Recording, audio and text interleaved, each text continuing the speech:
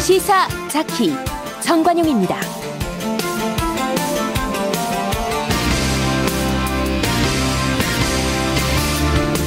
여러분 안녕하십니까? 정관용입니다. 최악의 미세먼지 속에서 힘든 하루 보내고 계시죠? 내일과 모레도 나아지지 않을 거라고 하는데요. 점점 더 심해지는 이 미세먼지 원인은 뭔지, 대책은 뭐가 있을지 생각해 보겠습니다. 먼저 한국기상산업협회 김승배 기상본부장 연결해서 미세먼지의 원인 또 전망 들어보겠고요. 국회에서도 관련 법 논의가 많습니다. 이른바 푸른하늘 3법을 대표 발의한 더불어민주당 강병원 의원 이야기까지 듣겠습니다. 7시 5분 시작되는 2부, 매주 월요일 꾸며드리는 이슈 토크. 오늘은 문재인 대통령의 개헌안 공식 발의됐죠.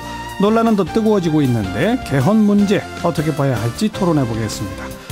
장애 학생 어머니들이 무릎 꿇고 호소해서 널리 알려졌던 이 서울 강서구의 특수학교 설립 문제. 오늘 설명회가 있었는데 또 아수라장이 됐답니다. 이 설명회를 주관한 조희연 서울시 교육감의 이야기도 듣겠습니다. 잠깐 광고 듣고 시작하죠.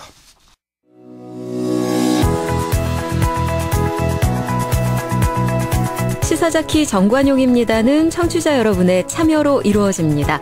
단문 50원, 장문 100원의 정보 이용료가 부과되는 문자 샵 1212로 보내셔도 되고요. CBS 어플리케이션 레인보우로는 무료로 의견 남기실 수 있습니다. 아주 편리하게 방송을 다시 들으실 수도 있는데요. CBS 레인보우를 통해서도 가능하고요. 팟캐스트 그리고 팟빵을 통해서도 언제든 지난 방송 함께 하실 수 있습니다. 최악의 미세먼지가 전국을 뒤덮고 있죠. 나흘 연속 미세먼지 나쁨을 기록한 수도권은 물론이고요. 전국이 지금 숨 쉬는데 어려움을 겪고 있습니다. 최악의 미세먼지 원인은 뭔지 또 언제까지 이를지 먼저 알아보죠. 한국기상산업협회의 김승배 기상본부장이십니다. 안녕하세요. 네, 안녕하십니까. 오늘 미세먼지 농도 어느 정도예요? 네, 지금 오늘 오후 6시 현재 서울은 1시간 평균 PM10 농도가 83 마이크로그램 퍼 세제곱미터였습니다.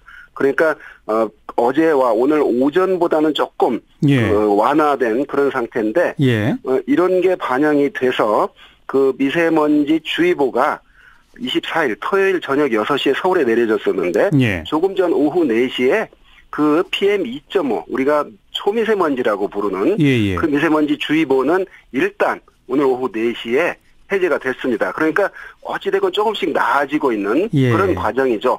점점 더 심해지는 게 아니고 조금씩 나아지고 있는 지금 현 상황입니다. 그럼 그 24일부터 그 주의보 내려진 후에 말이죠. 농도가 제일 높게 올라간 게 얼마까지 올라갔습니까? 네, 최고치가 서울의 경우 186 마이크로그램까지 올라갔습니다. 그러니까 이 시간 현재 83이라고 그랬지 않습니까? 네. 자, 최근, 오늘 하루만 따져보면 가장 낮았던 때는 이게 공기의 어떤 움직임이기 때문에 가장 최고값이 있고 최저값이 있는데 오늘 하루 중에 서울에서 186까지 있었고 경기도는 213 마이크로그램까지 올라갔거든요. 그런데 가장 낮았던 때는 66이고 오후 6시 현재는 이제 83이니까 어찌됐건 수치로 볼 때 평상 미세먼지가 없던 그런 때보다 우리가 없을 때는 한 30에서 한 50 이 정도 되거든요. 그러니까 이제 확실히 우리가 육안으로도 느낄 수 있고 코로도 느낄 수 있는 그런 미세먼지 속에서 2, 3일 지금 보내고 있습니다. 서울이 제일 높았던 게 186, 경기는 213 그러셨는데 그게 금년 들어서 최고치입니까? 그 데이터는 지금으로 보면 올 들어서는 최고치입니다. 이게 이번 그 이벤트가 올해 미세먼지로 인해서 그 어떤 조치가 된 게 한 4번째 서울에서 내려졌는데요. 그 중에서 제일 높은 수치를 이번에 나타냈고 이제 그 기상학적인 원인이 이제 있는 거죠. 혹시 지난 몇 년 사이의 자료를 봐도 지금 점점 그 최고치가 올라가고 있는 그런 추세입니까? 네, 그거는 이제 연도별로 제가 지금 비교는 안 했는데 우선 생각할 수 있는 게 이 미세먼지가 방출되는 배출 원인을 보면 결국은 인간의 활동 때문에 이루어지고 있거든요. 그렇죠. 그런데 그런 어떤 인간의 활동은 더 활발해지고 있거든요. 네. 그래서 과거보다 더 어떤 개선이 되고 이런 상황은 아니고 앞으로 늘어날 상황인데 문제는 이제 여기서 짚어볼 게 제가 이제 70년대를 서울에서 보냈는데 그때 시커먼 그때보다는 많이 나아진 게 분명하거든요. 예, 예. 그때는 하루만 외출하고 오면 까매질 와이셔츠 킷이 그랬죠. 코가 시커멀 정도였잖아요. 코를 풀면. 자동차 매연 이런 게 지금처럼 이렇게 좀 걸러지는 장치가 강화되지 않았죠. 없었죠. 그때는. 네네네. 그런 거에 비하면 분명히 나아졌는데 이제 그건 과거 얘기고. 예. 그래서 저 중국 베이징도 마찬가지고 이제 그러듯이 후진국에서 이렇게 선진국 갈수록 공기의 질이 좋아지거든요. 예. 공기의 질을 좋게 하려면 그만큼 정부가 돈을 많이 쏟아부어야 되거든요. 네, 네. 공장은 많고 주거지에서 내뿜는 거 자동차 많아지는 게 이 선진국형인데 예. 그러려면 돈을 많이 투자해서 미세먼지를 걸러내야 되는데 그렇죠. 우리나라가 이제 그런 위한 이제 노력이 필요한 거죠. 항상 논란이 됩니다만은 이 중국발 원인이 몇 % 정도인지 어떻게 생각하세요, 김승배? 네, 그거는 이제 연구의 경우 케이스에 따라서 기상 조건에 따라 다른데요. 예. 그 어떤 보면은 이제 백이라는 그 미세먼지가 방출이 되는데 네. 이 미세먼지 문제는 자연현상이 아니고 인위적으로 방출되는 걸 우리가 미세먼지라고 그러거든요. 그렇죠. 자연적인 건 이제 황사라고 따로 구분을 하죠. 예. 그런데 이제 백이라고 보면 그때 기상 조건에 달라요. 그러나 전체적으로 평균적으로 보면 한 30에서 한 70%가 우리 국내에서 자연 발원된다. 네. 그 다음에 이제 중국에서 오는 게 역시 그러니까 대충 우리나라가 한 6대 4 정도 네. 이렇게 보면 될 것 같습니다. 예. 미세먼지 환경 기준을 내일부터 선진국 순으로 올린다면서요? 네, 그게 아까 말한 이제 정부가 그만큼 환경 기준을 올린다는 얘기는 그만큼 규제가 심해진다는 얘기거든요. 그렇죠. 네, 지금까지 우리가 보면 하루 연평균 1년 전체 평균 미세먼지 PM 2.5의 기준을 지금까지는 25 마이크롬으로 잡았거든요. 네. 그런데 주요 선진국 미국이나 일본 같은 경우 보면 15 마이크로그램이거든요. 예. 그다음에 WHO 세계 보건기구가 권장하는 건 10 마이크로그램이에요. 아하. 자, 우리나라가 한 2배, 3배, 2배 반 정도 높은 기준으로 환경 기준을 정했거든요. 예. 그 기준을 미국이나 일본, 그러니까 세계 보건기구 수준까지는 아니더라도 미국이나 일본 같은 선진국 수준으로 15 마이크로그램, 1년 평균이. 네. 하루의 평균이 우리나라 기준은 50 마이크로그램입니다. 예. 그런데 주요 선진국 미국이나 일본 같은 경우 35 마이크로그램인데 네. 우리도 역시 그 미국이나 일본 같은 선진국 수준으로 미세먼지 환경 기준을 강화하겠다 이런 뜻이거든요. 35 수준으로 만들겠다는 거죠. 네, 하루 평균 그러니까요. 미세먼지 양이 네. PM 2.5가. 네.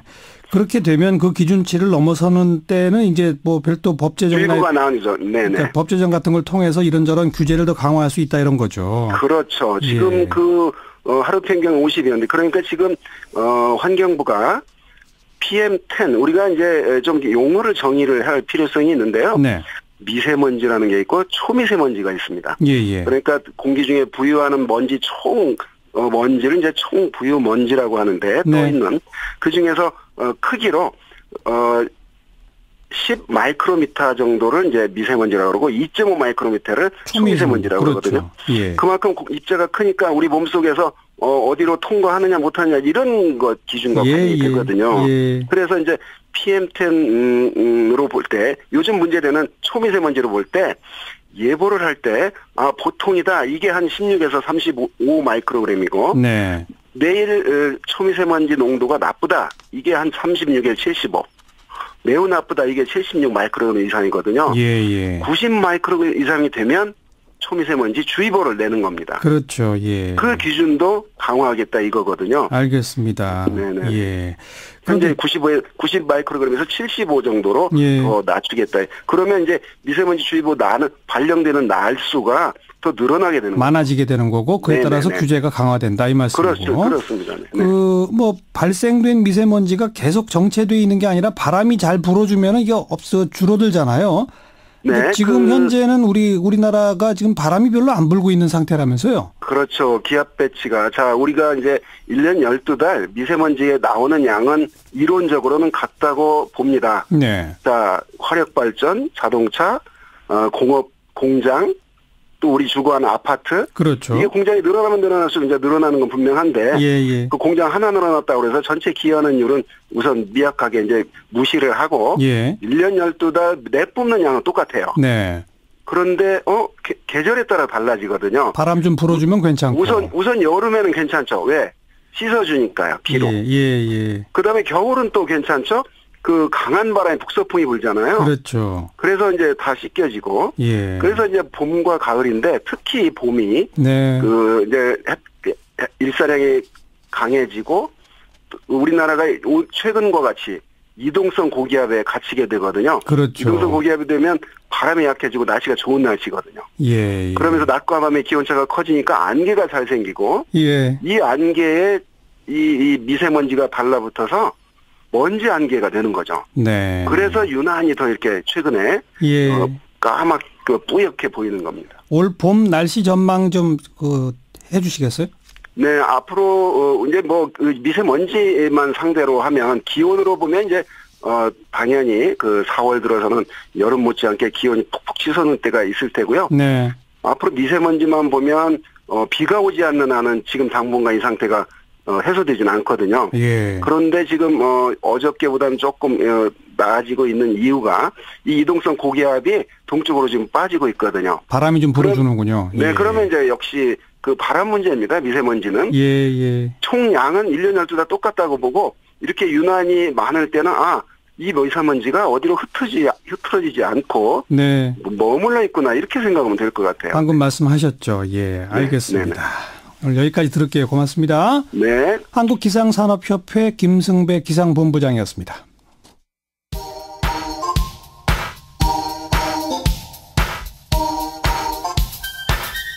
시사자키 정관용입니다. 여러분은 지금 CBS 라디오와 함께하고 계십니다. 저는 출근길 김현정의 뉴스쇼 김현정입니다. 미세먼지 비상저감 조치가 발동된 수도권에서는 지금 공공기관 차량 2부제 시행하고 있죠. 하지만 국민들은 보다 강력한 대책을 요구하고 있습니다. 지금 청와대 게시판에도 미세먼지 대책 촉구하는 국민청원이 이어지고 있다는데요. 자, 국회 차원에서도 관련된 법안들이 많이 제출되고 있습니다. 이른바 푸른 하늘 3법을 대표 발의한 더불어민주당 강병원 의원을 연결해 보겠습니다. 강 의원 안녕하세요. 예, 안녕하세요. 강병원입니다. 푸른 하늘 3법이 뭡니까? 예, 미세먼지 저감 및 관리를 위한 특별 법안하고요. 예. 수도권 등 권역별 대기 개선법, 그리고 친환경차 의무 판매법 이렇게 합쳐서 푸른 하늘 3법이라고 명명했습니다. 언제 이 법을 제출하셨어요? 작년 6월에요. 여야 의원 50명과 함께 발의를 했습니다. 벌써 1년 다 돼가네요. 예, 좀 그런 면에서 좀 국민들께 참 부끄럽고 그렇습니다. 예. 그 하나하나 좀 소개해 주세요. 미세먼지 저감 및 관리에 관한 특별법 어떤 내용이 담겨 있습니까? 예, 미세먼지 특별법은요. 이 미세먼지가 한 부처만의 환경부만의 대응으로 해결할 수 있는 문제가 아니지 않습니까? 예. 예, 그래서 이 중앙행정기관의 장과 민간 전문가가 머리를 맞대서 총력 대응하도록 하고 이것을 대통령께서 직접 진두지휘할 수 있도록 대통령 직속 미세먼지 특별대책위원회를 구성하는 내용이 들어가 있고요. 요즘 이렇게 보면은 마스크가 필요한 때가 아니라 방독면이 필요한 요즘 아닙니까? 생각했어요. 그래서 이 고농도 대기 오염 시에 긴급 조치를 할 수 있는 법적 근거를 마련했습니다. 어떤 긴급 조치요? 예, 지금 서울시가 하고 있는 것은 이 고농도 시에 비상 저감 조치의 일환으로 공공기관에 소속된 차량만 이부제를 하지 않습니까? 이 법안이 통과되면은 이런 고농도 비상시에는 환경부 장관 또는 시도지사가 차량 이부제를 강제로 시행할 수 있게끔 해놨습니다. 아마 이렇게 차량 이부제, 전 차량에 대해서 이부제를 하게 된다면은요. 2002년 월드컵 때도 크게 효과를 봤고요. 중국의 베이징 같은 경우는 큰 행사에 맞춰서 수시로 시행해서 큰 효과를 보고 있지 않습니까? 그래서 이 고농도시에는 중국만을 탓할 수는 없다고 생각합니다. 특히 이 고농도시에 대기까지 정체돼 버리면은 우리 국내에서 만들어지는 미세먼지 때문에 우리가 더욱더 고통을 받기 때문에 무슨 노력이든지 해야 된다고 생각합니다. 그 다음에는요. 이 미세먼지 청정 관리 구역을 지정 운영하도록 했습니다. 예. 그 학교 앞에는 스쿨존이 있어가지고 차량들의 운행도 제한하고 속도도 함부로 못 내게 돼 있죠. 그렇죠. 이것처럼 이 민감 계층이라고 할 수 있는 어린이나 노약자가 이용하는 시설이 집중된 곳에는 예. 이 노후 경유차의 운행을 제한하고 이 저공해 자동차만 운행하게 하고 미세먼지 배출 시설 설립을 제한하는 등 이 민감 집단만을 위한 저감 조치들을 담아놨습니다. 거기가 청정 관리 지역이 되는 거군요. 예, 그렇습니다. 네. 그리고 또 이 법에는 예. 이 미세먼지 종합정보센터를 설치하게끔 하고요. 미세먼지 보건센터를 지정 운영하고 하게 해서 이 보건정책에 대한 과학적인 근거를 제공하고 건강피해 예방에도 기여할 수 있도록 했습니다. 네. 그리고 이 미세먼지 안심 인증제 그리고 민간계층 안전관리 기준을 강화해서 미세먼지로부터 국민 건강을 지킬 수 있는 특별 법안이고요. 예. 예, 수도권 등 권역별 대기 개선법은요. 두 번째 법이요. 예, 그렇습니다. 예. 이거는 지역 맞춤형 미세먼지 대책이라고 이해하시면 되겠습니다. 아시겠지만 이 서울 수도권의 미세먼지보다 부산이나 광양 이쪽의 미세먼지 농도가 더 높습니다. 충남이요. 그래요? 왜냐하면 수도권에는 배출량 총량제가 있거든요. 예. 그런데 그 지방에는 없습니다. 그래서요? 그래서 이 지역별로 부산, 울산 같은 경우는 선박, 항만에서 만들어지는 미세먼지가 많거든요. 예. 이쪽에도 배출량 총량제를 확대해서 수도권뿐만 아니라 지방도 이 대기 개선을 하고자 하는 법이 수도권 등 권역별 대기 개선법입니다. 알겠습니다. 그다음에 세 번째로 이제 친환경차 의무 판매제인데요. 이건 그 이름 자체에서 친환경차를 꼭 반드시 판매하도록 하자? 누구한테요? 예, 그렇습니다. 국민들에게요. 이 폭스바겐의 예를 한번 들어보면은요. 예. 그 폭스바겐의 같은 경우는 그 친환경차 의무 판매자가 있는 미국에는 전기차를 판매합니다. 네. 근데 우리나라는 이런 친환경차 의무 판매자가 없기 때문에 예. 배출가스 조작 차량을 판매합니다. 예. 우리 국민들은 배출가스 조작 차량을 사서 호구가 됐고요. 예. 또 미세먼지를 내뿜는 차량을 사가지고 피해를 보고 있는 것입니다. 그래서요? 근데 만약에 우리나라에도 이런 친환경차 의무 판매법이 있다면 네.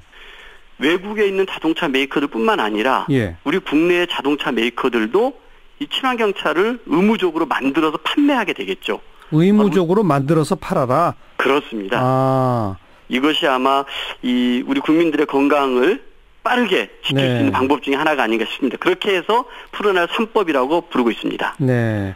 근데 작년 6월에 제출됐는데 왜 여태까지 처리가 안 되고 있습니까?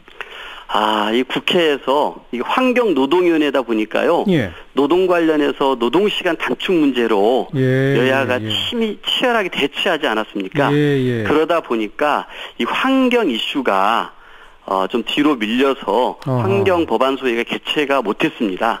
예. 하지만 이제 여야 의원 모두가 관련 법안을 하루빨리 통과시켜야 한다라고 의견을 모으고 있습니다. 그러니까 지금 이건 뭐 여야 간에 정치적 쟁점이 있는 법안이 아니잖아요. 예, 맞습니다. 이 미세먼지 관련 법안은 여야가 따로 없고요. 특히 환경 법안이 그렇습니다. 예. 그리고 또 법안 관련해서 쟁점 사항이 크지도 않고요. 예. 그래서 내일 저희 환경노동위원회에서 그 환경 법안 소위가 열립니다. 그래서 미세먼지 관련된 모두 23개의 법안이 상정이 되는데요. 우리 여야 의원 모두가 적극적으로 논의에 임해서 우리 국민들이 안심할 수 있는 푸른 하늘을 돌려드릴 수 있는 미세먼지 특별법이 통과될 것이라고 확신합니다. 강병환 의원이 낸 3개 법안 말고 또 뭐 합해서 23개나 있어요? 예, 그렇습니다. 다 좀 비슷비슷한 내용입니까? 아니면 완전히 또 다른 것들도 있습니까? 대부분 다 비슷합니다. 어떤 식으로든지 미세먼지를 줄이고 국민들의 건강을 지키기 위한 법들입니다. 네.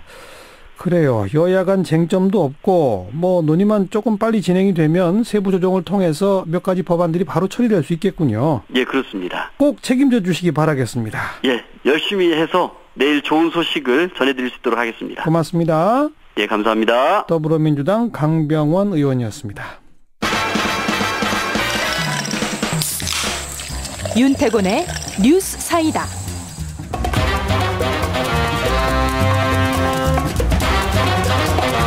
윤태곤 실장 어서 오십시오. 안녕하세요. 민주평화당 정의당 공동교섭단체 한다고 했잖아요. 예. 근데 왜 이렇게 자꾸 진척이 안 돼요? 이게 쟁점이 많아요, 실은. 그래요? 지금 당장 떠오르는 거는 원내대표 누가 맡느냐. 이름은 뭘로 하느냐. 예. 정의당은 첫 교섭단체 원내대표는 노회찬 원내대표가 하고 교섭단체 이름도 정의와 평화의 의원 모임으로 하자. 민주평화당은 그게 어렵다는 거죠. 정의가 앞에 들어가니까. 그렇죠. 예. 윤소아 원내수석 부대표는 이번 논의는 평화당이 먼저 제안한 거다. 그러니까 이 답답한 쪽이 그쪽 아니냐. 네. 이렇게 이야기를 했어요. 그러니까 먼저 제안했으니까 원내대표 우리가 먼저 맡자 이런 거다. 그렇죠. 근데 의석수는 평화당이 더 많잖아요. 14대 6입니다. 네. 2배가 넘죠. 예. 정의당 쪽 논리는 이런 거예요. 우리는 이제 전국위원회에서 당원들의 승인을 얻어가지고 해야 되는데, 만약에 이제 우리가 밀리는 것처럼 보이면은 아예 파토날지도 모른다. 승인을 못 얻을 수 있다. 그러면 이제 상대 쪽이 안 좋은 거 아니냐 이런 건데 평화당은 공식 언급은 피하고 있는데 관례나 상식에 따라 조정할 문제다. 관례나 상식이란 말은 의석수 많은 사람이 먼저다 이거군요. 그렇죠. 이게 어떤 식으로 협상이 타결될지는 모르겠는데 평화당에서는 아니 이름하고 원내대표 둘 다 갖는 거는 무리다. 네. 이런 기류라는 거예요. 예. 지금 이제 양당 원내수석 부대표들이 이제 추가 협상을 이어간다고 하는데 뭐 이것 때문에 깨질까는 싶습니다만은 네. 난제가 많은 것도 사실이에요. 네. 이대로 통과가 된다 하더라도 그 이유가 이제 문제인 거죠. 교섭단체가 통과되면 이제 5월 말이 되면 국회가 하반기로 넘어가거든요. 그렇죠. 그럼 이제 상임위원장이 뭐 한두 석 올 거 아니겠습니까? 하나 올 거예요. 아마. 배정되겠죠. 예, 20석이기 때문에. 그러면 원내대표 말고 이제 상임위원장은 또 누가 하느냐? 그렇죠. 그리고 각 이제 간사는 누가 또 하느냐. 전부 자리 문제네요. 그렇죠. 또 좀 더 구체적으로 들어가면은 각 당 정책위원 선정 문제도 있는데 정책위원이 무슨 이야기냐면은 국회직으로 월급 받는 당직자 숫자 배분을 어떻게 하느냐. 이 문제예요. 거기다 또 하나 복잡한 것이 뭐요? 지금 의석수가 딱 20석입니다. 딱 한 명이라도 빠지면 무너지는 거죠. 교섭단체가 또 붕괴되는 거죠. 그렇죠. 뭐 일부러 탈당할 사람은 잘 안 보이는데 지금 소속 의원 중에 한 명이라도 지방선거 출마를 한다면은 의원직 사퇴되는 거잖아요. 그렇죠. 박지원 의원이 만약에 전남지사에 출마한다. 이 5월 안에 결정되는 거거든요. 그럼 출마하자마자 깨지는 겁니다. 그럼 뭐 만들자마자 없어지는 거네요. 그렇죠. 그래서 이제 무소속에 뭐 이용호 의원을 이렇게 영입하려고 많이 애를 쓰고 있는 모양인데 좀 위태위태해 보이는 게 사실이에요. 제가 지금 말씀드린 것은 뭐 정체성 문제, 정책의 문제가 아니라 아주 현실적인 사안들만 짚어봐도 이러하다는 겁니다. 이렇게 공동교섭단체 했던 전례가 있죠? 과거에 이제 자유선진당하고 창조한국당이 공동교섭단체를 꾸렸습니다. 이때도 자유선진당 이제 충청권 기반인데 상당히 보수적인 쪽이고 창조한국당은 이제 문국현 대표 말할까 이제 중도 진보 정도의 지향이었거든요. 근데 정체성이 안 맞다 이런 이야기가 있었는데 어쨌든 여기는 20명으로 출발을 했습니다. 여기도 20명이었어요. 당시에는 이제 그 권선택 의원 선진당 소속이 먼저 그 원내대표를 맡고 뒤에 창조한국당 문국현 의원이 맡으면서 조정을 했는데 여기는 한 1년 1개월 정도 존속이 됐는데 이것도 어떻게 깨졌는 거 아니? 당시에 이제 선진당의 심대평 의원이 이명박 정부 시절에 그 정부 직책을 맡으면서 나가버렸어요. 그래요. 그러니까 자동으로 이 교섭단체가 해산이 돼버린 거죠. 뭐 지금 약간 진통이 있지만 결국은 이제 자리 문제니까 제 생각에는 의석수에 그 비례해서 아마 결론이 나지 않을까? 제가 생각할 때도 출발은 될 건데 출발 이유가 어떻게 보면은 진짜 문제다 이렇게 볼 수 있는 거죠. 한 명이라도 빠지지 않도록 결속력을 가져야 되겠네요. 말입니다. 수고하셨어요. 감사합니다. 윤태곤 실장이었습니다. 시사잡기 1부 마치겠습니다. 잠깐 뉴스 들으시고요. 7시 5분 2부에 다시 뵙죠.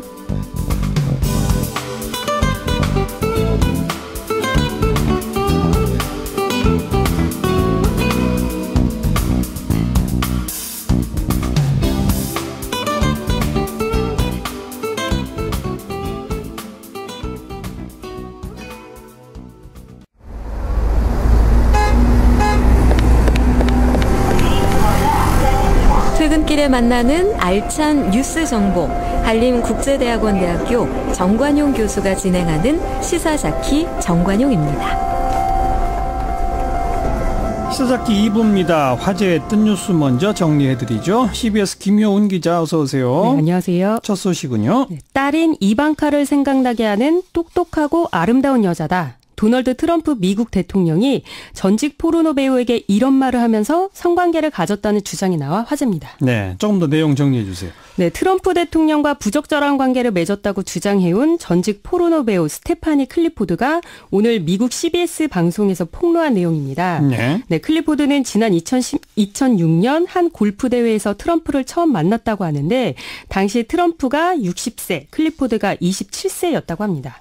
네, 클리포드는 트럼프가 저녁을 함께 하자고 호텔 스위트룸으로 불렀다. 이방카를 생각나게 한다면서 호감을 보였고 동의하에 관계를 가졌다라고 말했습니다. 예. 네, 또 2011년 자신이 트럼프 대통령과의 이야기를 한 매거진에 팔기로 했을 무렵에 한 남성으로부터 트럼프를 그냥 둬라. 그 이야기를 잊어버려라. 라는 위협을 받았다고 주장했습니다. 예. 네, 그 후에 트럼프 대통령의 개인 변호사가 출판물에 대해 고소하겠다고 알려왔다고 주장을 했고요. 그리고 2016년 미국 대선 캠페인이 끝나갈 무렵에는 성관계에 침묵하는 조건으로 돈을 받았는데 그건 7년 전에 협박받았던 사건이 떠올랐기 때문이라고 이제 주장을 했습니다. 예. 그리고 월스트리트 저널에 따르면 그 침묵 조건으로 클리포드가 받은 돈이 우리 돈으로 1억 4천만 원 정도라고 합니다. 이런 주장에 대해서 트럼프 대통령 측 반응이 나왔습니까?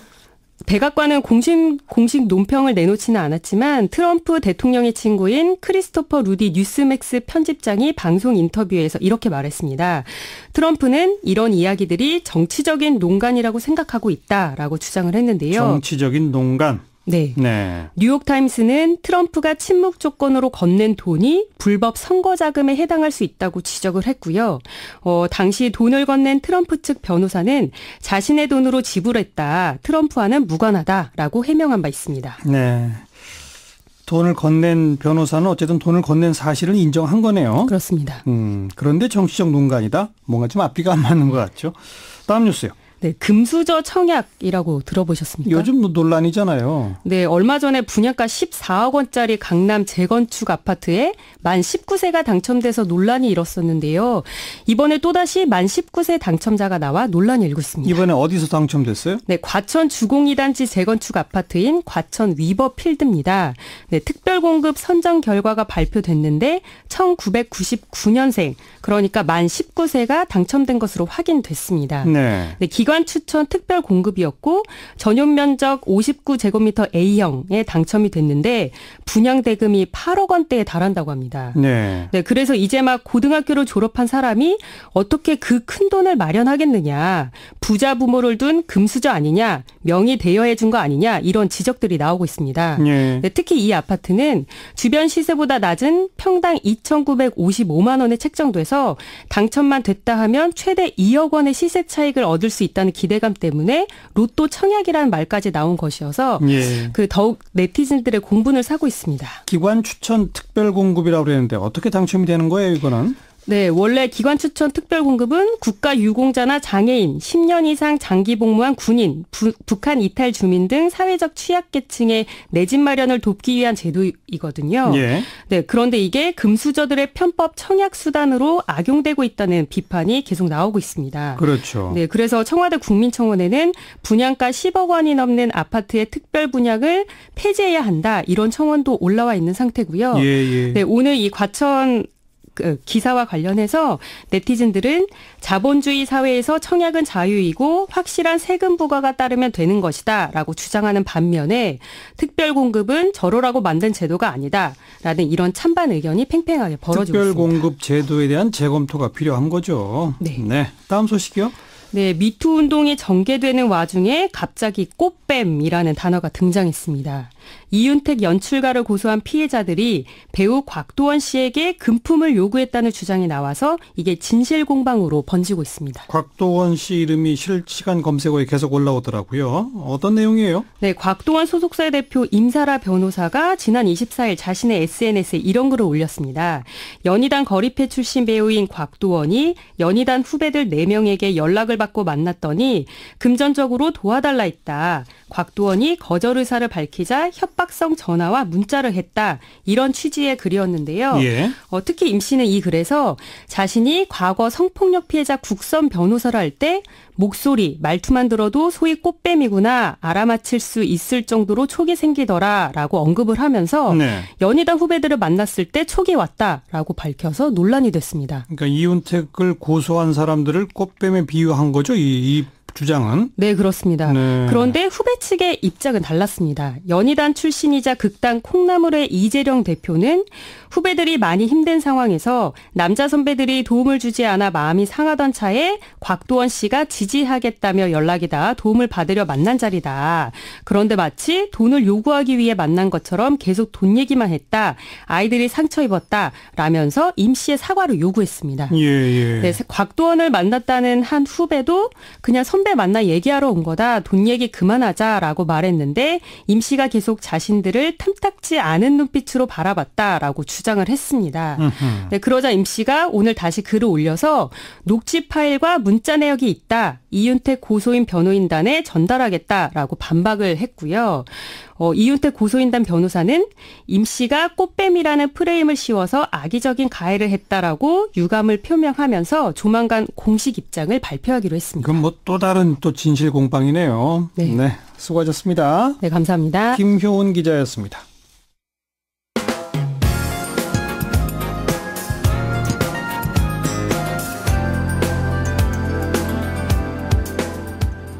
친절하고 재미있는 시사풀이 CBS 라디오 시사자키 정관용입니다. 매주 월요일 꾸며드리는 이슈 토크 원숙한 진보 최민희 전 의원 젊은 보수 시사평론가 장혜찬 씨와 함께하고 있죠. 오늘은 지금 정치권의 가장 큰 이슈입니다. 개헌에 대해서 토론해 보도록 합니다. 최민희 전 의원 그리고 장혜찬 씨 어서 오십시오. 안녕하세요. 안녕하세요. 네, 오늘은 좀 뜨거운 토론이 예상이 되는데요. 네. 뜨거울 이유가 없죠. 장혜찬 씨 어때요? 뜨거울 것 같아요? 굉장히 뜨거울 것 같습니다. 칼을 갈고 나왔습니다. 아니 근데 칼을 갈아봤자 소용이 없어요. 왜냐하면 저는 그냥 일반 국민적 상식에서 개헌에 찬성합니다. 네. 그리고 그 대선 전에 모든 후보들이 6월 지방선거와 함께 개헌 투표를 하자. 모든 후보들이 공약을 했고요. 예. 이 공약을 최초로 얘기한 분은 안철수 전 후보셨죠. 그리고 모두 따라갔고요. 그리고 사실 그때 개헌 논란에서 제일 핀치에 몰렸던 건 문재인 후보였습니다. 예. 왜 개헌에 대해서 입장 발표 안 하냐. 이렇게 모든 후보들이 두들겼어요. 초반에 그랬죠. 네. 예. 그리고 이제 그 6월 지방선거 때 개헌하자. 이거 동의한다. 이렇게 가장 뒤늦게 밝힌 분이 문재인 후보였고요. 그리고 지금 개헌이 필요한 것은 뭐 두말할 필요가 없죠. 근데 이 개헌 논의라는 게 늘 보면 대선 전에 공약으로 제시돼요. 그랬다가 대통령이 되면 흐지부지 되기를 반복해온 역사가 있고 또 이미 박근혜 전 대통령이 국정농단의 과정에서 JTBC의 스모킹건 발표되기 전날 개헌 드라이브를 건 거 아닙니까? 그렇죠. 그래서 정치적으로 악용되어 왔단 말이죠. 이 고리를 끊어야 되는 거 아닙니까? 그래서 저는 왜 자유한국당하고 야당이 저렇게 반발하는지 들어봅시다. 예, 그게 잘 이해가 안 가서. 예. 네. 이 개헌 자체에 반대한다기보다는 어떤 개헌을 어떻게 하느냐가 중요한 것 같은데 우선 대선 과정에서 대선 후보들이 공약했던 것을 그 대선 후보들을 내세웠던 각 정당이 그동안 국회에서 활발하게 논의를 하지 못해서 국회 개헌 논의가 지지부진했던 점, 그 부분은 국회의 잘못이라고 생각합니다. 예. 그래서 저는 이 문재인 대통령께서 지금 헌법 이제 개헌안을 발의했는데 본인께서도 이게 그대로 통과될 가능성은 없다고 생각하실 것 같아요. 야당이 또 반대하니까. 그러나 이게 개헌 논의를 촉진하는 역할을 하고 있잖아요. 네. 개헌 논의를 굉장히 활발하게 만들어버렸으니까 그 부분에 대해서는 의의가 있다고 봅니다만 이런 식으로 대통령이 개헌안을 발의하고 그리고 마치 TV 어떤 쇼 프로그램 하듯이 조국 민정수석이 나와서 오늘은 이 대목에 대해서 찔끔 보여주고 내일은 저 대목에 대해서 찔끔 보여주는 것이 과연 국민들의 모든 공감대를 얻어서 신중하게 해나가야 할 개헌에 대처하는 자세가 맞는가 아니면 이것마저도 정말 지방선거 전국을 앞두고 야당을 몰아붙이고 또 이런 쇼통의 일환이 아닌가 하는 생각이 들고요. 이 부분에 대해서 저는 야당의 입을 빌려서 대통령 개헌안 발의 반대해봤자 국민들께 그렇게 큰 설득력 없을 것 같아요. 그런데 이제 대표적인 친노 원로 정치인이라고 할 수 있는 유인태 전 의원이 이제 대통령 개헌안은 촉매제로서는 좋지만 국민 여론을 등에 업고 압박하는 방식은 의회를 무시하는 태도로 비칠 수 있다 이렇게 말씀하셨고요. 정세균 국회의장 지금 이제 국회의장이기 때문에 무소속입니다만 사실은 더불어민주당 민주진보 진영의 중진 아니겠습니까? 그렇죠. 이분 같은 경우도 국회에서의 발의가 국민의 뜻을 더 잘 받아들였고 심지어는 무슨 이야기까지 했냐면 이 대통령 권한 분권이 없는 4년 연임제 같은 경우는 개악이라는 말을 했습니다. 네네. 그러면서 이제 책임 총리나 국회 총리 추천제에 대해서 긍정적인 말을 했고 미국이나 독일 같은 경우는 개헌 발의권이 의회에만 있고 대통령에게 없다. 이것만 봐도 우리나라 대통령 권한이 얼마나 강한지 알 수 있냐는 말을 정세균 의장이 했고요. 또 이런 식으로 문재인 정부의 이 대통령발 개헌안 발의에 대해서 문재인 정부가 국민과의 소통은 잘하는데 국민의 대리인인 국회와의 소통 협치에 대해서는 좀 소홀하고 부족한 부분이 있는 것 같다는 말을 했습니다. 저는 이분들의 지적, 예를 들면 유인태 전 의원이나 정세균 국회의장의 지적에 참 동의하거든요. 그러니까 민주당 중진들의 거물들의 정치인들의 어떤 이 진솔한 이런 고언이라 해야 될까? 이 부분을 정부가 좀 귀담아 들었으면 좋겠습니다. 그 권력 구조에 대한 언급하신 거는 뒤에 따로 좀 잠깐 얘기하고 먼저 국회 무시다라고 하는 주장에 대해서. 국회가 그 무시받지 말을 행동을 해야죠. 국회가 지금 그 헌법개혁특위를 만든 게 언제입니까? 1년이 넘었습니다. 1년이 넘었는데 아무것도 못한 거잖아요. 그러니까 뭐 유인태 전 의원이나 정세균 의장의 생각이 있을 수 있다고 생각합니다. 그런데 정세균 의장님은 의장이기 때문에 중립적인 위치를 취할 수밖에 없다는 점을 이해해야 되고요. 그리고 개인의 의견으로 존중합니다. 그런데 뭐 유인태 전 의원이나 정세균 의장이 비판했다고 해서 대통령이 개헌안의 내용이나 발의가 뭐 잘못됐냐, 저 그렇게 생각하지 않습니다. 이래서 민주당이 민주적인 것이지요. 그리고 지금 이제 얘기한 것 중에 통과 가능성이 없는 개헌안을 냈다. 그리고 쇼통이다 이런 말 하는데 저는 거꾸로 일반 국민의 입장에서 보면 헌법이라는 게 굉장히 어려운 겁니다. 근데 3일에 걸쳐서 요목을 나누어서 설명을 하니까 국민들께 헌법의 내용이 이런 거고 나의 삶에 어떻게 영향을 주는 거냐가 잘 전달됐다고 생각합니다.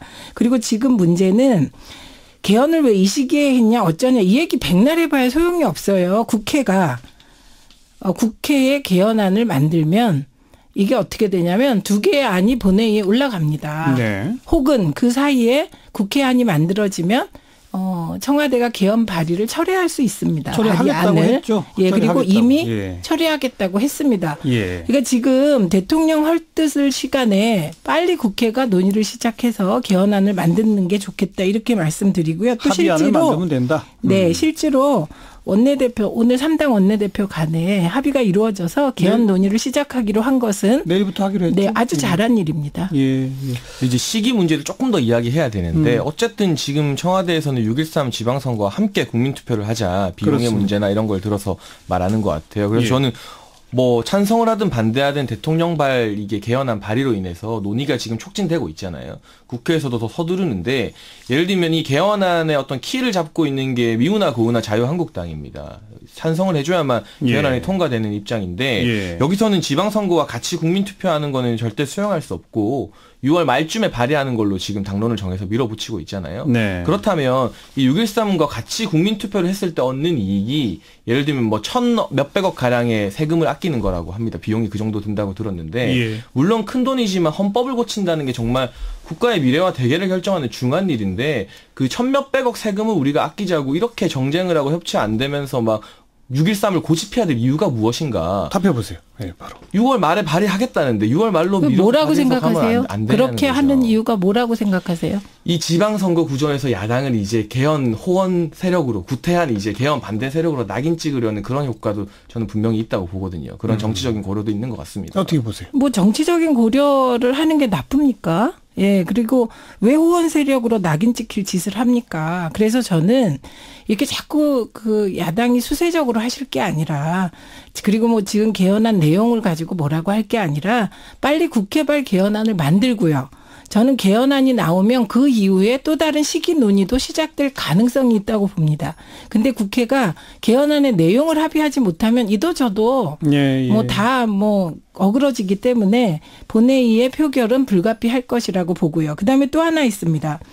자유한국당이 지금 굳이 6월 13일에 해도 될 것을 6월 말로 하는 거 진짜 정략적인 거 아닙니까? 그게 오히려 정략적이다? 예, 그렇잖아요. 6월 13일에 해도 되는 걸 굳이 지방선거 지나고 해서 1,300여억에 혈세를 꼭 써야 됩니까? 그리고 전 이상한 게 아니 어느 나라 정당이 투표율 높이려고 애를 써야지. 개헌하고 지방선거를 같이 투표하면 투표율이 오를까 봐 걱정하는 건 전 정말 이해가 안 갑니다. 투표율 오를까 봐 두려워서 늦추는 거다? 그 주장에 대해서. 그런 건 아니죠. 지방선거는 그 자체로 이 집권 초기에 정부와 여당을 국민이 어떻게 판단하는지 평가하는 중간 지표고 또 굉장히 중요한 정치적인 이벤트 아니겠습니까? 그 분위기와 휩쓸려서 이 개헌을 또 하는 것, 헌법을 수정하는 것은 그 정치적인 어떤 선택과는 결이 다른 부분인데 국민들에게 또 국회 자체에서도 충분한 설득이나 어떤 공감대가 형성되지 않은 상황에서 그거를 부랴부랴 밀어붙여서 속전속결로 하는 게 과연 옳은 것인가에 대한 고민이 다른 거죠. 자, 잠깐만요. 이제 뭐 시기 얘기 좀 더 할 필요가 별로 없을 것처럼 보여지는 게 국회에서 합의가 되면 사실 그 자유한국당도 만장일치로 동의해서 합의할 수 있는 개헌안이 만들어지면 지방선거 날 투표하는 것도 자유한국당이 동의할 수도 있을 거예요. 문제는 합의안을 만들어낼 수 있느냐가 핵심이고 그 합의안을 만들어낼 수 있느냐의 최대 쟁점은 역시 권력구조입니다.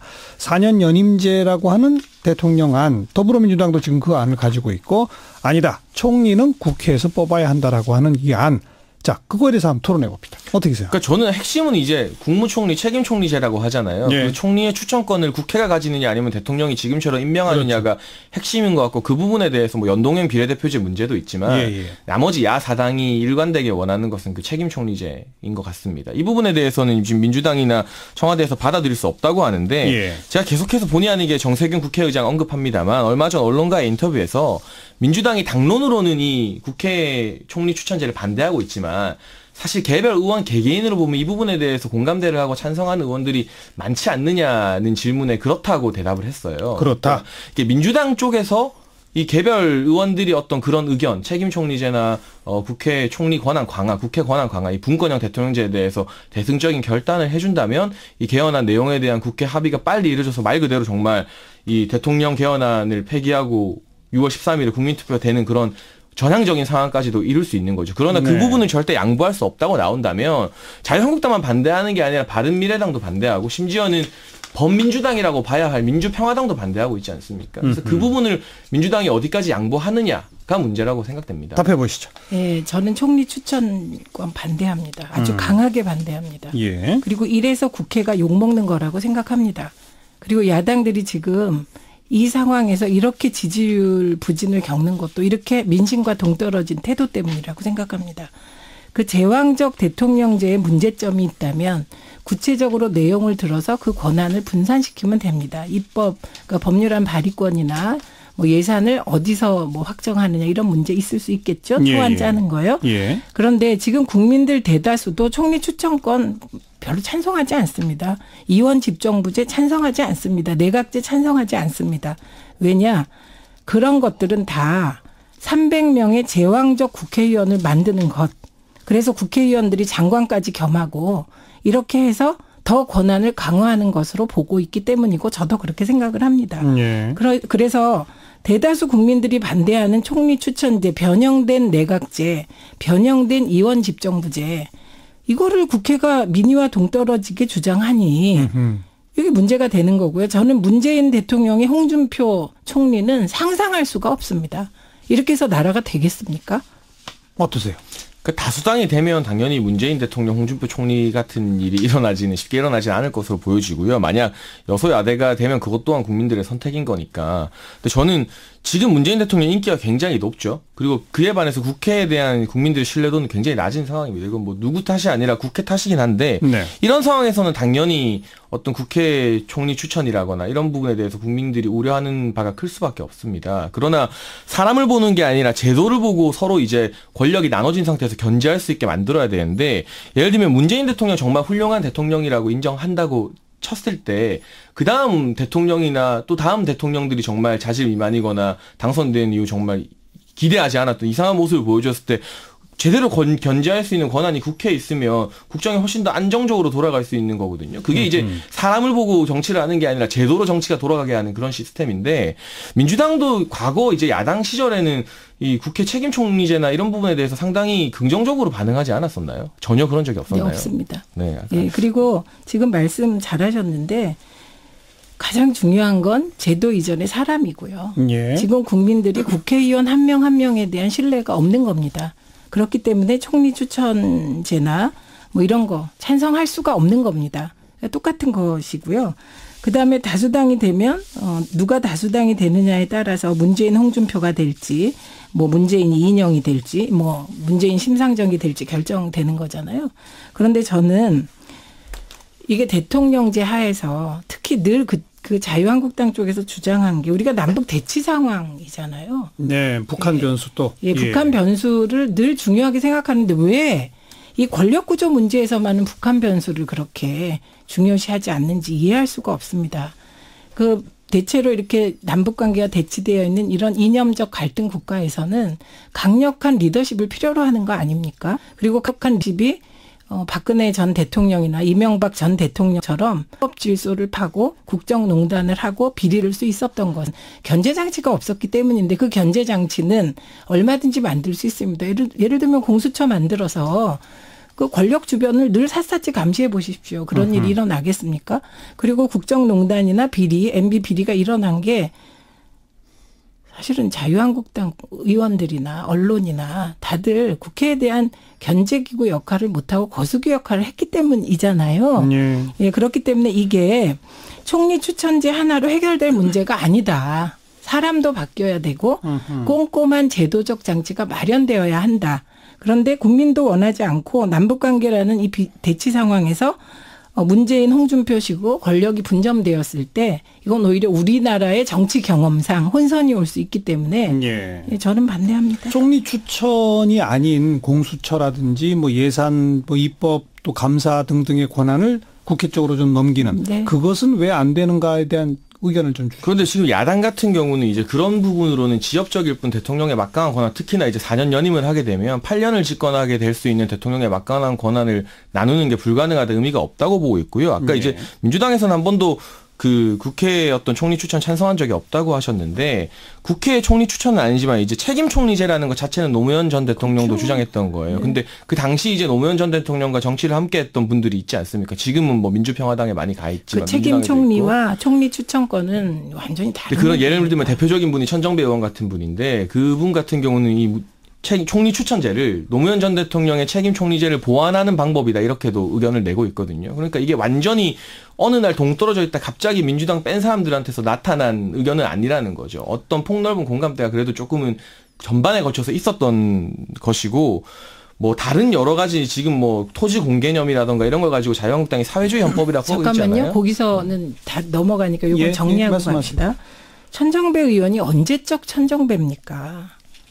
예, 총선 때 그 민주당을 탈당해서 국민의당 만들었다가 지금은 민평당에 가 있었나요? 그러니까 언제적 천정배를 뭐 범민주 이런 말 하는 건 그건 이분들한테 대한 모욕이고 민주당에 대해서도 별로 좋은 것 같지 않고요. 그다음에 본질을 흐리면 안 됩니다.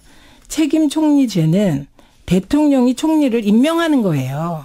그런데 권한을 보장하는 겁니다. 예. 그래서 책임 총리를 책임 총리가 무엇인가를 보여줬던 게 이해찬 전 총리의 경우이지요. 그랬었죠. 그런데 총리 추천권은 국회가 총리를 추천하는 겁니다.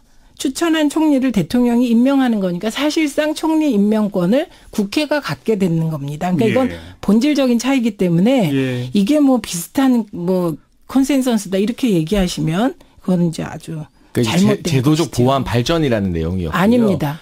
그러니까 그거 완전히 대통령 의견에 질이 다르면 질이 다른 것을 자꾸 천정배 의원이 틀린 겁니다. 그렇게 얘기했다면. 책임 총리라고는 말은 하지만 사실상 지금 같은 경우도 국회의장을 비롯해서 총리 같은 경우가 실권이 없다. 허울뿐인 총리라는 말들이 많이 나오고 있거든요. 여러 언론을 봐도 분석을 해봐도. 그리고 국회가 추천한다 했을 때 국회 일방으로 과연 추천해서 예를 들면 문재인 대통령, 홍준표 총리가 성사될 수 있겠느냐. 그것이 아니라 순서를 바꿔서 총리 임명에 있어서 국회가 좀 더 주도권을 가지고 대통령 정부와 협의를 하는 제도를 만드는 것이지 그렇다고 해서 이게 완전히 정말 말도 안 되는 국회만의 추천으로 될 것 같지는 않거든요. 자유한국당의 김성태 원내대표와 제가 인터뷰를 했을 때 확실하게 이 다짐을 확인을 해본 바가 국회에서 추천하면 대통령이 그걸 거부할 수 있느냐.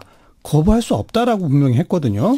정의당에서는 대통령이 거부할 수도 있다. 그런 추천권을 국회가 갖는다 정도로 얘기하기 때문에 그거는 국회와 대통령 사이의 협의 정도라고 말할 수 있지만 자유한국당의 김성태 원내대표가 확인한 바에 따르면 이거는 표현이 추천이지 사실은 선출을 의미하는 겁니다. 그러면 그 국회 추천에 대해서 야사당 간의 입장 정리가 좀 필요할 것 같아요. 지금 좀 다른데 근데 제가 주장하는 국회 추천권이라 하는 것은 어떻게 보면 정의당 쪽에서 말하는 것처럼 국회에서 좀 주도권을 가지고 대통령과 함께 먼저 협의할 수 있는 그런 권한으로서의 국회 추천제가 분권형 대통령제를 위해서 필요하다고 저는 생각하거든요. 그런 정도 안이 절충안이 될 수 있을까요? 어떻게 생각하십니까? 안 되죠. 못 뽑습니다.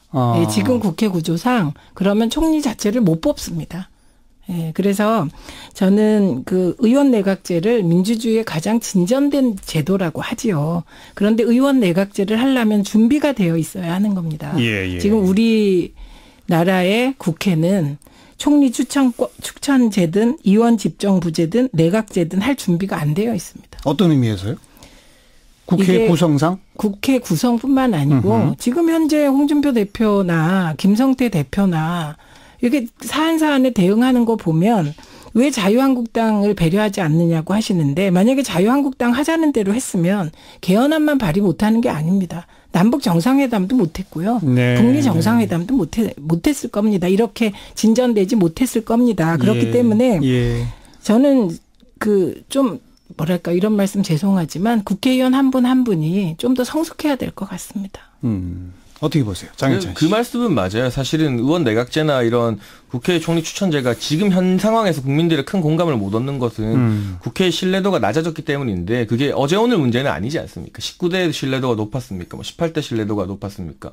17대 신뢰도가 높았습니까? 저는 그게 국회에 대한 이 낮은 신뢰도는 우리 국회의 고질적인 문제라고 보는데 그럼에도 불구하고 예를 들면 국회에 오히려 정족수를 더 늘리고 그러면서 특권은 또 줄이고 또 이런 제도를 보완해서 국회가 좀 더 제대로 일을 하면서 국민들에게 검증을 받을 수 있는 방향으로 이렇게 보완이 가야지 이걸 알겠습니다. 뭐 4년 연임을 이런 분권형 없이 간다는 거는 너무 지금도 대통령 정말 지상주의인 국가인데 너무 과하게 권력을 집중해 주는 게 아닌가 싶습니다. 그 준비 안 된 국회가 신뢰도가 낮은 국회에게 권한을 더 주면 나라가 망할지도 모릅니다. 자. 두 분 말씀이 사실은 다 맞는 말씀이라 그래서 답답한 겁니다. 제왕적 대통령의 권력 분산이 시대적 사명이다. 이 말 맞는 말이죠. 그런데 또 국회에 대한 국민의 불신이 많기 때문에 총리 추천이나 총리 선출, 내각제적 요소 국민들이 안 받아들일 거다. 이것 또한 맞는 말씀이고 이러다 보니까 양쪽 얘기가 다 부딪혀서 합의하기가 현재로서는 매우 어려운 양상이다. 오늘 토론은 여기까지고요. 과연 국회가 정말 제대로 된 어떤 실력으로 묘한 합의점을 찾아낼 수 있는지 한번 지켜보도록 하겠습니다. 오늘 수고하셨어요. 감사합니다. 최민희 전 의원, 장혜찬 씨였습니다.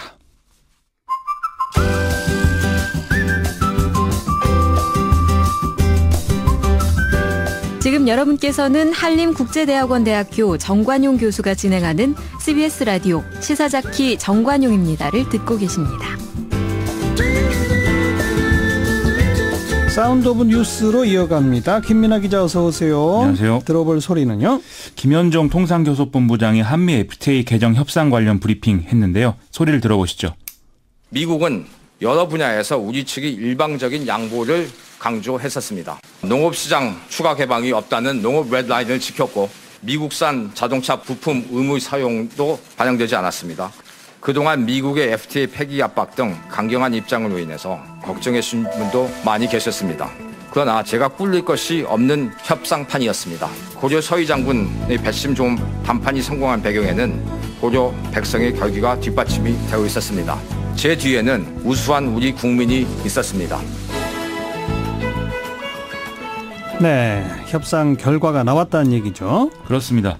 좀 요약을 해드리면 들으셨다시피 농업과 철강 이 두 개를 지켰고 자동차는 일부 내줬다 이런 얘기인 건데요. 예. 일단 철강의 경우에는 관세 면제 대신에 쿼터를 할당하겠다 이게 이제 미국 측 입장이었는데 최근 3년간 대미 철강 수출량의 70% 수준으로 이제 수입 제약을 막고 관세 부과 면제 대상 지위를 유지하는 것으로 그렇게 합의를 했다는 겁니다. 예. 자동차 분야는 미국이 이제 미국산 부품 의무 사용 이런 것들을 요구했는데 우리가 그건 받아들일 수 없다 이렇게 명확히 했고 대신 픽업 트럭에 대해서 이 관세를 2041년까지 연장하기로 이렇게 합의를 했다고 합니다. 예. 또 미국 수입차에 대한 안전 환경 기준 완화도 우리가 일부 수용을 한 그런 형태라고 합니다. 픽업 트럭이 그 쟁점이 된 이유가 뭐예요? 미국이 이걸 강하게 요구했죠? 그렇습니다. 이 픽업 트럭이라는 것은 이제 뒤에 뚜껑이 없는 적재함이 설치된 형태의 차량인데 뭐 80년대 현대차가 만든 포니 픽업 이걸로 우리에게도 좀 익숙한 형태죠. 네. 이건 이제 미국 사람들이 많이 타고 있기 때문에 그 뭐 미국산이 이제 픽업 트럭은 이 미국산이 주류고 또 미국 자동차 업체들이 많은 이익을 거두는 그런 상품이라는 겁니다. 네. 그런데 이제 기존 협정에 따르면 픽업 트럭 관세도 2021년에는 완전히 철폐하는 상황이었던 것이거든요.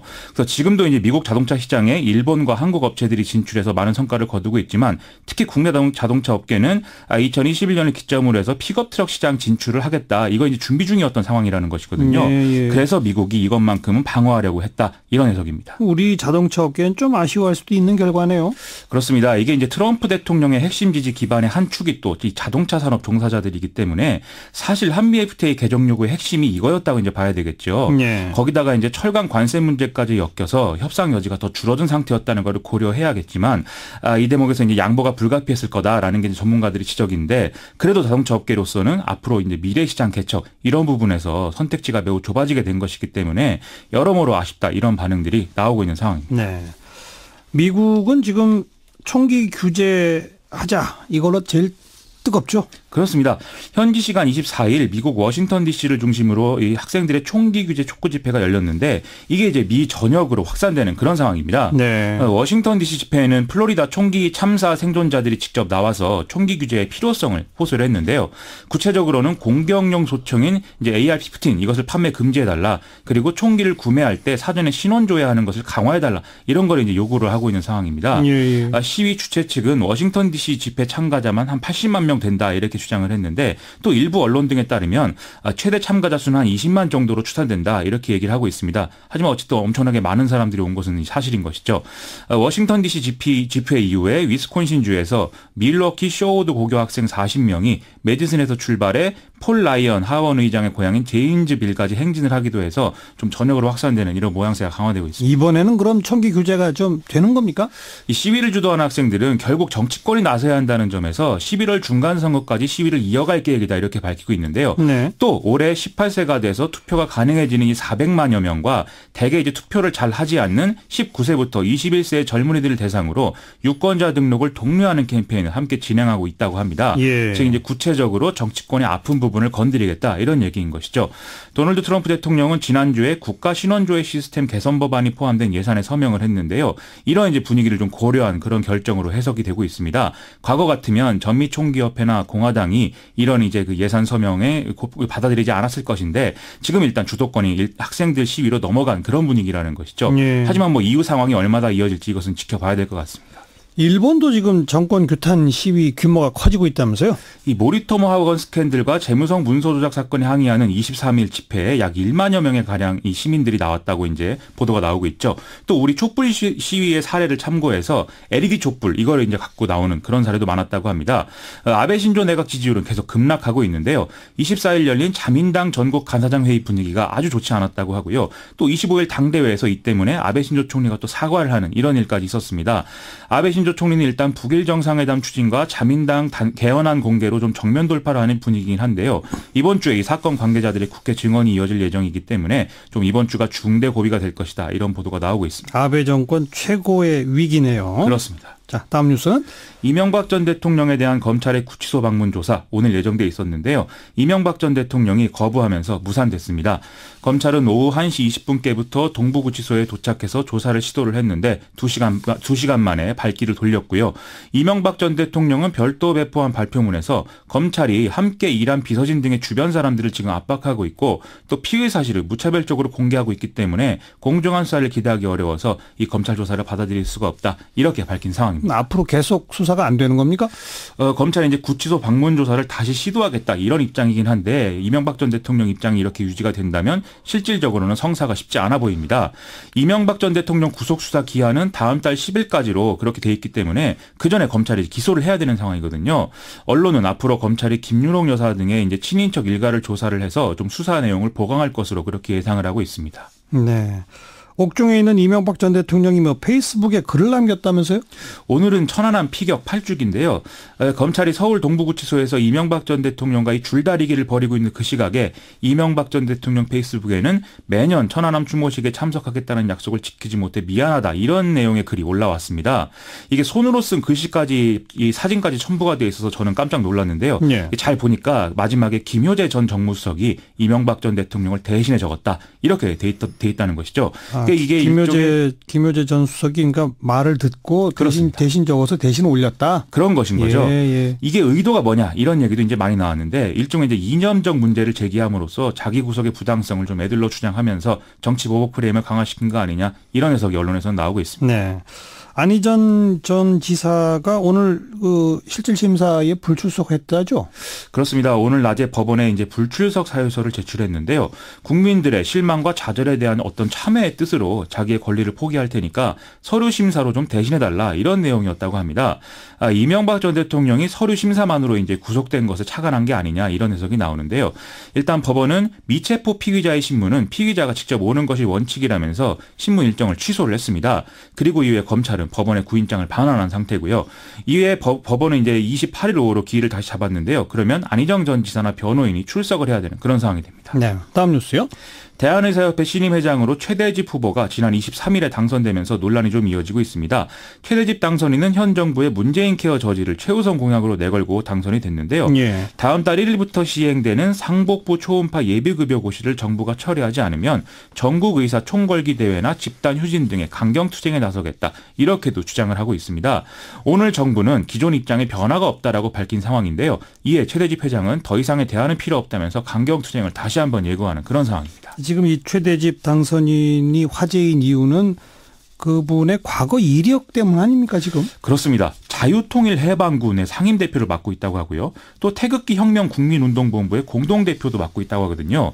그래서 박근혜 전 대통령의 무죄와 석방 이런 것들을 적극적으로 주장한 이런 이력들이 있어서 상당히 큰 화제가 되고 있다는 것이죠. 예. 또 2015년 11월 민중총궐기 집회에서 사망한 백남기 동민의 사인과 관련해서 이 빨간 우의 타격설 이런 것들이 나오지 않았습니까? 이걸 또 적극적으로 주장한 것으로도 같이 알려져 있고요. 하하. 또 박원순 서울시장 아들의 병역 의혹 제기 여기에도 좀 적극적으로 나선 인물로 그렇게 알려져 있습니다. 네. 아무튼 지금 초강경파가 뽑히긴 했는데 앞으로 어떻게 될까요? 이게 투쟁을 앞세우기 위해서 강경파를 의사들이 뽑았다 이렇게 된 것인데 실제로 의사협회가 극단적인 수준까지 이제 투쟁을 할 수 있을 것이냐 그렇게는 좀 보기 어렵다라는 목소리가 일부 있는 것 같습니다. 이 최대집 당선인의 부담스러운 이력 때문에 국민 여론의 호응을 받기가 쉽지 않은 것 같고요. 예. 또 문재인 케어 자체나 또 실시의 전제인 수가 조정 이런 것들에 대해서 병원별로 또 의사들에 따라서 온도차가 있는 상황이기 때문에 예. 동력 만들기가 쉽지 않을 수 있다. 이런 지적들이 나오고 있습니다. 그렇지 않아도 의사협회는 국민 다수로부터 지지받는 단체는 아니잖아요. 현재도 그렇죠. 그런데 당선인의 이 이력을 보면 더 좀 그런 게 어려워질 수도 있겠네요. 그렇습니다. 네, 수고하셨어요. 고맙습니다. 김민아 기자였습니다.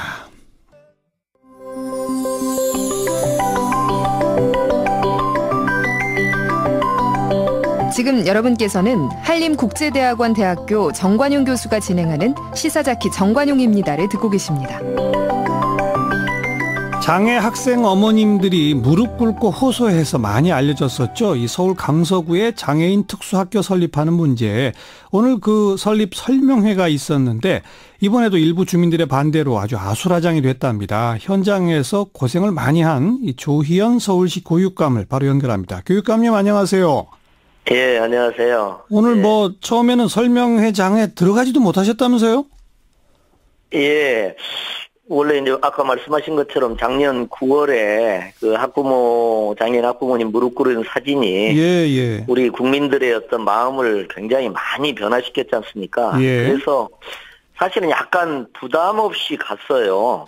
이제 설계가 어느 정도 완성이 돼서 설계 설명의 의미로 갔는데 사실 그 강력하게 그 입구에서부터 막아쓰셔가지고 사실은 조금 놀랬습니다. 아니 보도된 거 보니까 뭐 막 막아설 뿐 아니라 교육감님한테 욕설도 하고 그랬다면서요?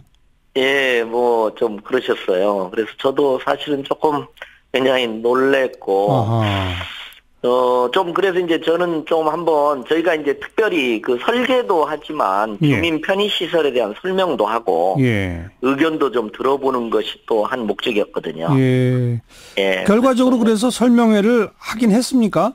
예, 했습니다. 저희가 그 설명회장까지 들어오셔가지고 이제 이렇게 여러 가지 고함 치시고 이렇게 했는데 그럼에도 불구하고 저희가 예정대로 진행을 했습니다. 예.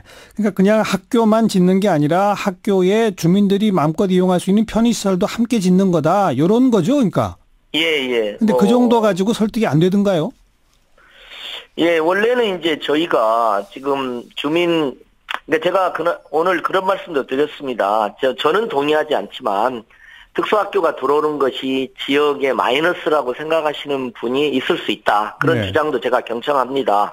그러나 저는 주민이 원하는 편의시설을 통해서 플러스를 드리겠다. 그러니까 한번 경청을 해달라. 그래서 저희가 사진까지 포함해서 여러분 이제 그 강남구 코엑스에 가면 별마당 도서관이라고 정말 명물이 하나 생겼습니다.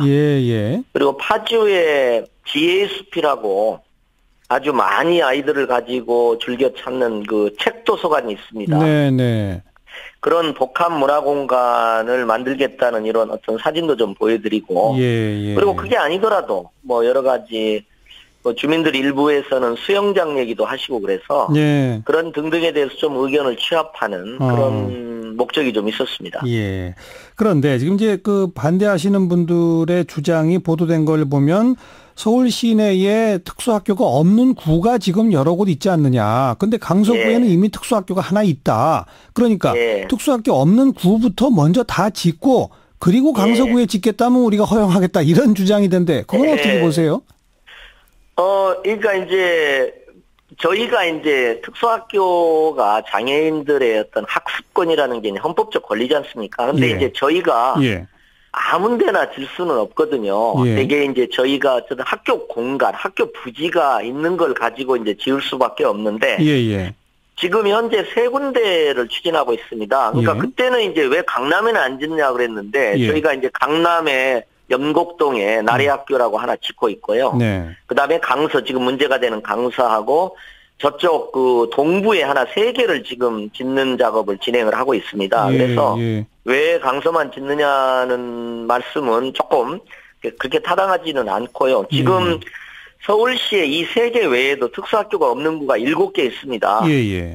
그래서 이제 이 3개가 가장 우선이고 학부모님들도 장애인 학부모님도 원하시는 거고 그래서 우선 이 3가지를 제가 좀 중점적으로 추진하고 그 이후에도 이제 그 원거리 통학을 하는 학생들이 많다면 저희가 얼마든지 더 특수학교가 없는 구에 7개를 다 짓겠다. 그리고 짓겠다는 것도 작년에 제가 좀 강력한 의지도 표현한 바가 있습니다. 실제 지금 강서구에 원거리 통학하는 장애 학생들이 많아요? 그렇죠. 많습니다. 그래서 이미 있는 지금 구로구에 있는 학교로 다니고 있어요. 그러니까 강서구에 이미 있는 특수학교 한 곳으로도 수용이 부족한 상태다. 거기는 이제 그 교남 학교라면 이게 수용 인원이 굉장히 적습니다. 그러다 보니까 이제 어떻게 되냐면 인근에 가능한 데를 이렇게 2-3시간 원거리 통학을 하는 형식이 돼 있습니다. 학부모 민원도 많고요. 그래서 특수학교가 이제 교남학교가 있기 때문에 강서구에서 특수학교를 희망하는 학생이 한 250명 됩니다. 그런데 강서구의 그 교남학교가 한 100명쯤 되니까 한 150명 정도가 멀리 다니는군요. 다른 데를 다니고 있다고 생각하시면 될 것 같습니다. 아직도 그래서 왜 강서구만 짓느냐 하는 말씀도 제가 아프게 듣긴 합니다만은 이게 그것은 아무래도 이제 특수학교가 안 좋은 시설이라는 전제에서 말씀하시는 거잖아요. 예, 그래서 이제 그렇게는 또 생각하지 않으셨으면 좋겠다. 그러니까 현실적인 필요가 있다 이 말씀이시죠, 지금? 예, 맞습니다. 그러니까 우리가 이제 뭐 이런 혐오 시설이라고 하는 뭐 이제 보통 쓰레기 소각장이라든가 이런 게 있지 않습니까? 근데 그런 거하고 특수학교는 전혀 다르잖아요. 우리의 생각과 시선만 바꾸면 정말 환영할 만한 시설이기도 하고. 알겠습니다. 여전히 반대하시는 분들도 계신데 앞으로 그래도 일단 강서구 특수학교는 계속 가는 겁니까? 예, 저는 뭐 오늘 이렇게 상황을 접하면서 우리가 그동안 접점을 찾기 위해서 사실 오랜 동안 수개월 동안 했는데 접점이 찾아지지 않는구나 하는 생각도 들면서 좀 뚜벅뚜벅 담담하게 좀 가야 되겠다. 그리고 저는 이것만은 제가 어떻게든지 정말 실현해야 되겠구나 하는 생각도 강하게 제가 했고요. 좀 강서구 주민들이 제가 오늘 또 말씀드렸는데요.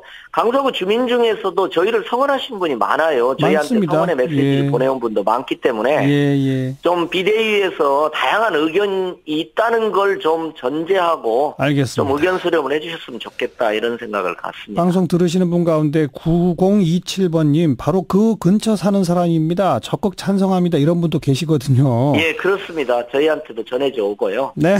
알겠습니다. 고맙습니다. 예, 고맙습니다. 서울시 조희연 교육감이었습니다. 시사자키 오늘 여기까지입니다. 내일 뵙겠습니다. 안녕히 계세요.